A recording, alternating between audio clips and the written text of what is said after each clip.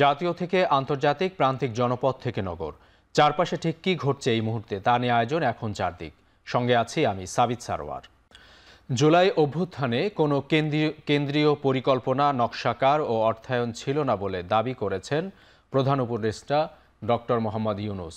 বলেন, তরুণরাই তখন প্রতিরোধের শক্তি হয়ে উঠেছিল। রাজধানীতে সেন্টার ফর গভর্নেন্স স্টাডিজ আয়োজিত বে অব বেঙ্গল কনভারসেশন 2024 উদ্বোধন করে প্রধান উপদেষ্টা আরও বলেন, আগামীর বাংলাদেশ হবে ন্যায় বিচার, মানবাধিকার ও বাক স্বাধীনতার Bangladesh.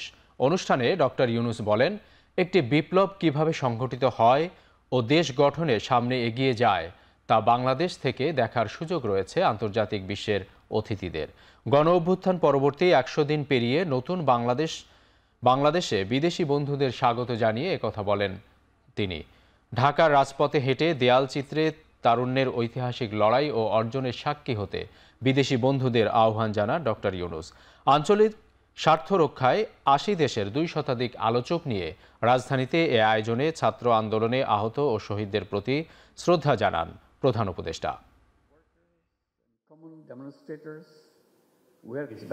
It's really a great occasion for international visitors to see firsthand how a revolution takes place, how it's carried out after the revolution. Historical opportunity to walk through Dhaka streets and watch the walls along the streets painted with colorful paintings expressing the emotions and aspirations of young people, painted where there was a lull between the killing spree. Anybody watching them cannot but be amazed by the power of the expressions young people came up with right at the killing fields. There was no designer, there was no central planning, and nobody was funding it. স্থানীয় সরকার নির্বাচনে কোনো দলীয় প্রতীক চায় না নির্বাচন ব্যবস্থা সংস্কার commission, এমনটা জানিয়েছেন সংস্কার কমিশনের সদস্য ডক্টর তোফায়েল আহমেদ।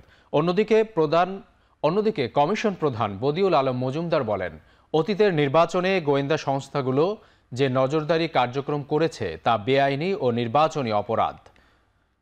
গোয়েন্দা সংস্থা, যে বিশেষ সংস্থাগুলো যে কাজগুলো করেছে এগুলো গুরুতর অন্যায়, এগুলো বেআইনি, এগুলো শাস্তিযোগ্য অপরাধ, নির্বাচনী অপরাধ করেছে এবং এগুলো ওই যে শাস্তি হওয়া উচিত ছিল এবং আমি জানি না ভবিষ্যতে সম্ভব কিনা, কিন্তু এগুলো গুরুতর বিষয়, এগুলো বন্ধ হওয়া দরকার।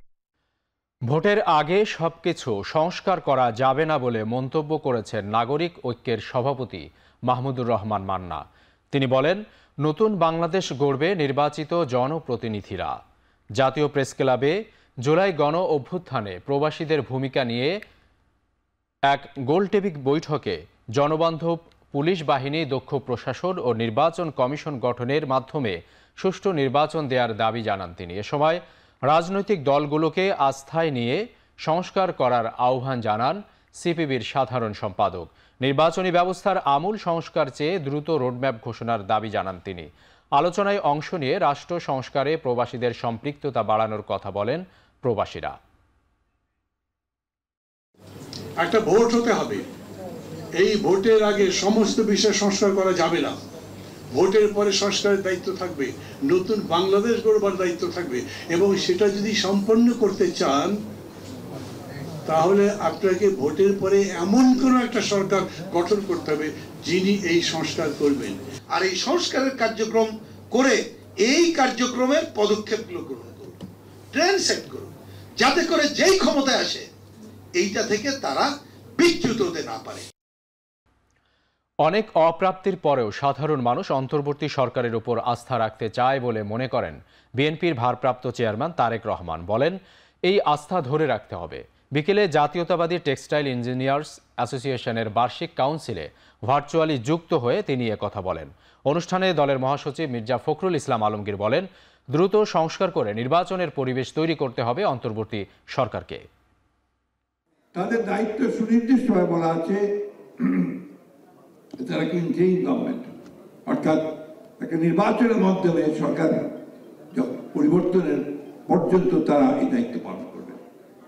এবং ছাত্র জনতাই তাদের উপর সেই দায়িত্ব অর্পণ করেছে যে তারা কতগুলো মৌলিক বিষয়ে যে সমস্যাগুলো আছে সেই সমস্যাগুলোকে দূর করে সংস্কার সাধন করে একটা উপযুক্ত সুষ্ঠু নির্বাচনের পরিবেশ তৈরি করে দেবেন।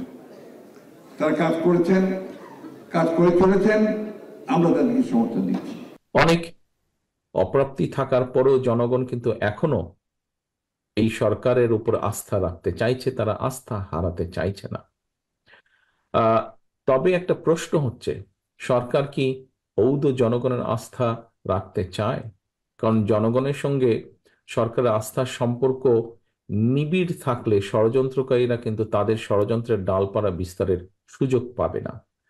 এই অন্তর্বর্তীকালীন সরকারের সাথে যদি জনগণ যা চাইছে, মিনিমাম যে জিনিসগুলো চাইছে, তারা যদি সেগুলোকে অ্যাড্রেস করার জন্য সচেষ্ট থাকে, তাহলে ষড়যন্ত্রকারীরা সুযোগটা পাবে না। উপদেষ্টা পরিষদে রাজনৈতিক দলের মতামত না নেওয়ায় পতিত সরকারের দোসররা ঢুকে পড়ছে বলে মন্তব্য করেছেন জামায়াতে ইসলামীর নায়েবে আমির অধ্যাপক মুজিবুর রহমান। শনিবার বিকেলে বাংলাদেশ আদর্শ শিক্ষক ফেডারেশন নাটোর জেলা শাখার এক শিক্ষক সম্মেলনে তিনি বলেন, দূষিত প্রশাসন নিয়ে সুষ্ঠু নির্বাচন সম্ভব নয়। এজন্য অন্তর্বর্তী সরকারের উচিত প্রশাসনকে ঢেলে সাজানো। বিএনপির সঙ্গে জোট করে জামায়াতের কোনো লাভ হয়নি বলেও মন্তব্য করেন অধ্যাপক মোহাম্মদ মুজিবুর রহমান। আদর্শ শিক্ষক ফেডারেশন নাটোর জেলা শাখার সভাপতি দেলোয়ার হোসেন খানের সভাপতিত্বে সম্মেলনে বক্তব্য রাখেন জেলা জামায়াতের আমির অধ্যাপক ডক্টর মীর নুরুল ইসলাম, রাজশাহী বিশ্ববিদ্যালয়ের ইসলামিক স্টাডিজ বিভাগের অধ্যাপক আবদুল্লাহ আল মামুন সহ অন্যান্যরা। সম্মেলনে নাটোর জেলার বিভিন্ন স্কুল, কলেজ ও মাদ্রাসার শিক্ষকরা অংশগ্রহণ করেন। যে প্রশাসন আছে, এই প্রশাসনের মধ্যে পতিত সরকারের লোক অধিকাংশই তারা সেভাবে এখানে দাঁড়িয়ে আছে। আমরা বলেছি যে এই সমস্ত দূষিত ব্যক্তিদেরকে প্রশাসনে রেখে নির্বাচনও সুষ্ঠু হবে না এবং এদেশ ঠিক মতো আমরা পরিচালনা করতে পারবো না। উন্নত প্রযুক্তি, দক্ষ জনশক্তি ও আন্তরিক সেবার প্রতিশ্রুতি নিয়ে নোয়াখালীতে উদ্বোধন হলো ইবনে সেনা হাসপাতাল ও ডায়াগনস্টিক সেন্টার। শনিবার সকালে 25তম শাখাটির উদ্বোধন করেন ইবনে সেনা ট্রাস্টের চেয়ারম্যান অধ্যাপক আ.ন.ম আব্দুল জাহের। ট্রাস্টের চেয়ারম্যান বলেন, ইবনে সেনা ট্রাস্ট কোনো রাজনৈতিক দল ও ধর্মের নয়, এটি সবার এবং সব দলের প্রতিষ্ঠান। স্বল্প খরচে উন্নত সেবা ও চিকিৎসার জন্য যেন ঢাকামুখী না হতে হয়, সেজন্য নোয়াখালীতে শাখা খোলা হয়েছে বলে জানান তিনি। দেশের ক্রমবর্ধমান জনগণের স্বাস্থ্যসেবার চাহিদা পূরণে ইবনে সেনা ট্রাস্ট ঢাকা ও ঢাকার বাইরে নতুন নতুন সেবাকেন্দ্র চালু করছে বলেও জানান ট্রাস্টের সদস্য প্রফেসর ডক্টর এ.কে.এম. সদরুল ইসলাম। অন্তর্বর্তী সরকারের স্বাস্থ্য উপদেষ্টার বিশেষ সহকারী তুহিন ফারাবি সহ ট্রাস্টের ঊর্ধ্বতন কর্মকর্তারা এ সময় উপস্থিত ছিলেন। শোভাযাত্রা, সাংস্কৃতিক অনুষ্ঠান ও জুলাই বিপ্লবের তথ্যচিত্র প্রকাশের মধ্য দিয়ে উদ্বোধন হল বাংলার আদি নববর্ষ। বিপ্লবী সাংস্কৃতিক ঐক্যের আয়োজনে শনিবার বিকেলে আদি নববর্ষের শোভাযাত্রা টিএসসি থেকে শুরু হয়ে ঢাকা বিশ্ববিদ্যালয়ের বিভিন্ন সড়ক প্রদক্ষিণ করে। পরে শহীদ মিনার হয়ে এটি শেষ হয় টিএসসিতে। শোভাযাত্রা শেষে উদ্বোধনী অনুষ্ঠানে বক্তারা বলেন, গ্রাম বাংলার পুরনো শিকড়ের খোঁজে এই উৎসব নিয়মিত পালন করবে বিপ্লবী সাংস্কৃতিক ঐক্য। আলোচনা শেষে জুলাই বিপ্লবের তথ্যচিত্র প্রদর্শন করা হয়। ঈদে মিলাদুন্নবী উপলক্ষে আয়োজিত ইসলামী বইমেলায় অরিয়েন্টালিজম ও ইসলাম বইয়ের মোড়ক উন্মোচন করেছেন ধর্ম উপদেষ্টা ডক্টর আ.ফ.ম. খালিদ হোসাইন। বিকেলে বাইতুল মুকাররমে ইসলামী বইমেলায় মোড়ক উন্মোচন করে তিনি আশা প্রকাশ করেন, ডক্টর মোহাম্মদ সাদিক হুসাইনের লেখা বইটি বাংলা সাহিত্যে নতুন মাত্রা যোগ করবে। একই সাথে ইসলামী গবেষক ও লেখকদের উপর আস্থা রাখার পরামর্শও দেন তিনি। অনুষ্ঠানে ইসলামিক ফাউন্ডেশনের সচিব সহ আরও অনেকে উপস্থিত ছিলেন।